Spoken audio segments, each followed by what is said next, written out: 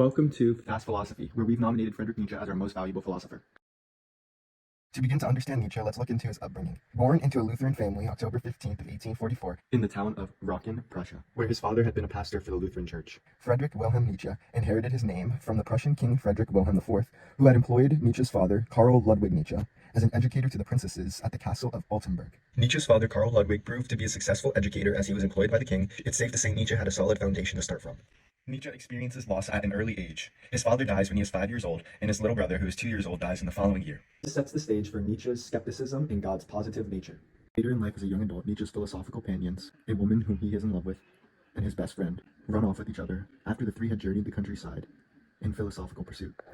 This sets the stage for Nietzsche's hermit-like behavior and incel attitude. Nietzsche's skepticism extends to morality and religion. Nietzsche is concerned with not only how the current values came to be, but if those values have any value in themselves. Nietzsche writes in On the Genealogy of Morals, "Will anyone look a little right into, the mystery of how ideals are manufactured in this world? Who has the courage to do it? Come." Nietzsche himself takes on this analysis of societies, moralities, and religions, mainly the Abrahamic religions. To answer the question, where did society's values come from? Nietzsche's conclusion is found in an ancient society in which two classes existed: a good, noble, higher aristocracy, and a lower, common man plebeian.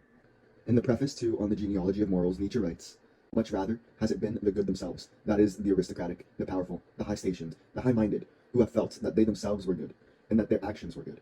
This is to say, of the first order, in contradiction to all the low-minded, the vulgar, the plebeian."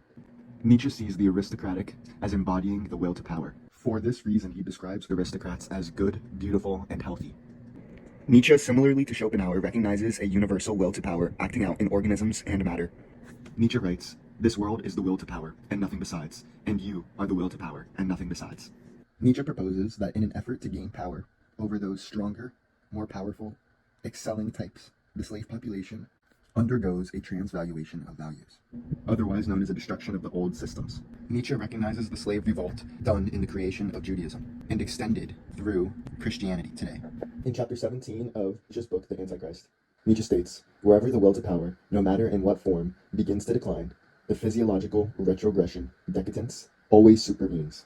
Nietzsche believes that the lower class possessed an unhealthy resentment towards the higher aristocracy and searches for their new justice out of resentment towards what they could not achieve. Nietzsche defines Christianity, Judaism, socialism, and democracy all as tools of the herd, as they call for equality and self-denial. From Beyond Good and Evil, Aphorism 195, that it was in fact with the Jews that the revolt of the slaves begins in the sphere of morals, that revolt which has behind it a history of 2 millennia, and which at the present day has only moved out of our sight because it has achieved victory. Since the values of pity and self-denial have taken charge, Nietzsche calls for another transvaluation of values, a return of the strong-willed, aristocratic man.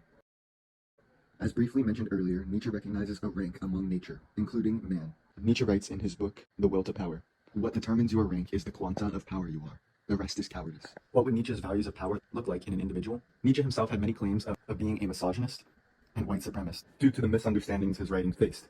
It's safe to say Nietzsche's higher men will be confused for misogynist and possess toxic masculinity. Just like the aristocracy was seen as evil by the herd, the higher men will be seen as evil as well, as they will tear down the values the herd previously thought mattered.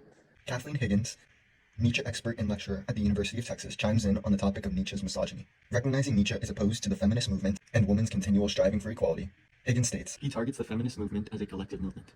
She continues, he thinks women wanting to join the workplace also suggests that women will too join the basically conformist crew of men, and he does not see that as particularly desirable.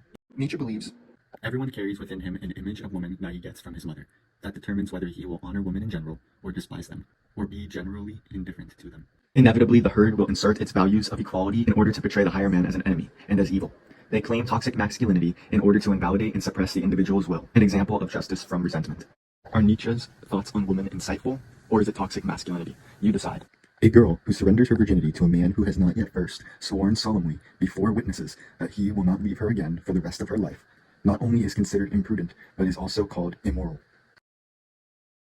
Another reason why the higher men are persecuted is because of their belief in a decentralized, aristocratic state opposed to global leaders saying we are living in an age of a new global world order. Instead, we established a liberal world order, and now is the time when things are shifting. The herd will deem an individual as immoral, evil, and against equality when they question the motive of the herd state. Nietzsche believes in as little state as possible. Nietzsche would say that these small states should be run by the aristocratic, knightly, powerful types. who embody this new transvaluation of values. This is very contrary to our ideal of equal representation in government.